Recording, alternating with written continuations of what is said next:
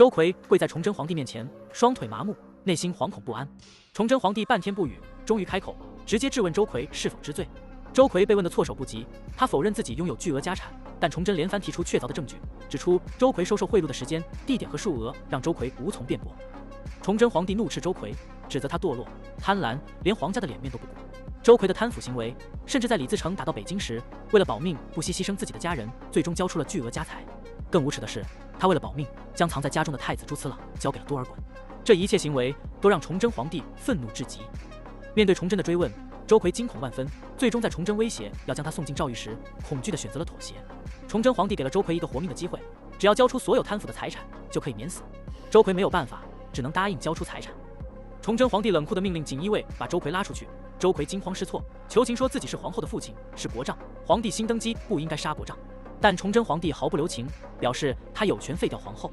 周奎听后彻底失去了斗志。周皇后听到这一切，心中虽有准备，但还是难掩惊恐。崇祯皇帝告诉周奎，要是他的罪证公布出去，废后也不会有人敢说闲话。最终，在崇祯的最后通牒下，周奎选择了交出财产。崇祯皇帝让锦衣卫的李若莲处理周奎的家产，并清查所有牵扯其中的人。他决定让周奎留下1成家产，其余的全部上交国库，所有族人都被流放到苦寒之地。周奎被拖走后，周皇后跪在地上感谢崇祯皇帝的宽容。崇祯皇帝则告诉他，希望周奎能明白他的良苦用心，否则日后清算时，周奎必死无疑。他还提醒周皇后，若周奎找他哭诉，不要立刻安慰，以免周奎不长记性。最后，崇祯皇帝安慰周皇后，称朝局稳定后会封周奎为伯爵，赐予田地，让他安心做个富家翁。周皇后代表家父感谢崇祯皇帝的恩典。崇祯也提醒周皇后，非正式场合之外，不必如此拘礼。处理完周奎的事情，崇祯皇帝的生活似乎恢复了平静。他上朝审折子，与皇后和妃子们相处，表面上看起来悠然自得。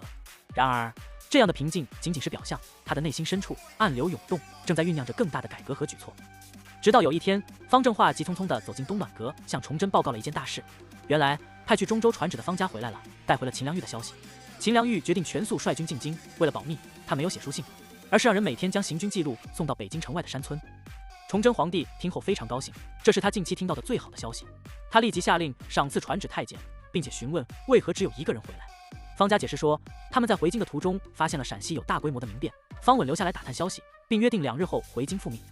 崇祯皇帝决定等方稳回来后再做打算，因为这类消息需要准确的信息才能做出有效的应对。然而，他没有想到的是，陕西的叛乱已经演变成了一场大规模的民变，他将很快面临着一个严峻的挑战。第二天，李若莲带领一队锦衣卫悄悄离开皇宫，前往自己的府邸。不久后，他们变装成平民，融入了北京城的人流中，开始了他们的秘密任务。与此同时，崇祯皇帝也在方正化等人的陪同下，秘密出宫，深入民间，亲自了解民情。他们在正阳门附近遇到了几名难民，这些难民称自己是从陕西逃来的，途中经历了无数艰难困苦。崇祯皇帝见状，不禁心生怜悯，亲自给他们喂食，并安排了住处。通过这次亲自下民间的行动，崇祯皇帝发现陕西的情况比他想象的还要糟糕。